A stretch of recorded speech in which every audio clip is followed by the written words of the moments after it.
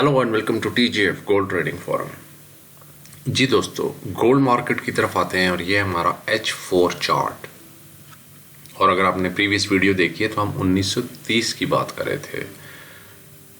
जब भी हम सपोर्ट या रेजिस्टेंस की बात करते हैं तो वो स्पेसिफिक नंबर्स नहीं होते, वो जोन लेवल्स होते हैं। मार्केट अभी भी कन्विंसिंगली 1930 को ब्रेक नहीं कर सकी। RSI हमारे पास ओवरबॉट आ रहा है, बाइंग अभी भी रिस्की है। और ये जो एरिया यहाँ पे बनता है 1919 SMA 20 पे, ये एरिया अचीव किया जा सकता है।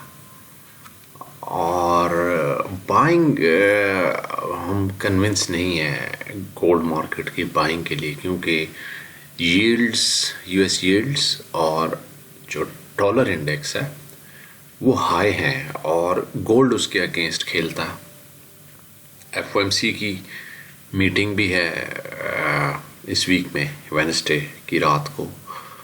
रेंज बाउंड ट्रेडिंग चल रही है, इंट्राडेज के लिए भी कोई सेटअप्स नहीं बन रहे और इन्वेस्टर्स अभी साइड लाइन पे हैं, वेट कर रहे हैं कि FOMC की आउटकम आ जाए, उसके बाद वो अपना पैसा गोल्ड मार्केट के अंदर इन्वेस्ट करें। इसलिए मार्केट के अंदर वोलेटिलिटी भी नहीं है। आप देख रहे हैं कि मार्केट कल से, स्टार्ट ऑफ द वीक से, यही 1930 की रेंज में $4-5 की रेंज बनाई हुई है और उसमें घूम रही है। अभी एशियन सेशन है, यूरोपियन और US मार्केट आगे है। देखते हैं, शायद उसके अंदर मार्केट कोई नई रेंजेस बनाए। लेकिन जैसा कि हम देख रहे हैं, मार्केट को बाइंग करना अभी मुनासिब नहीं है। बाइंग करना थोड़ा सा रिस्की है, क्योंकि रिटेल ट्रेडर्स इस जोन पे जंप इन कर सकते हैं, सेलिंग हो सकती है। यहाँ पर बुल्स थोड़े से थकावट का शिकार हैं, इसलिए मार्केट ऊपर नहीं जा रही।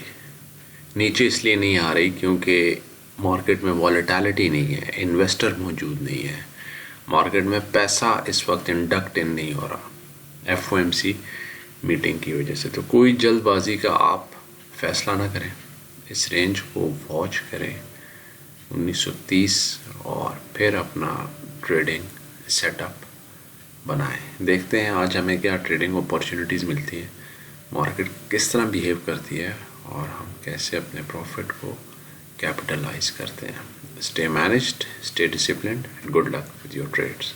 बाय।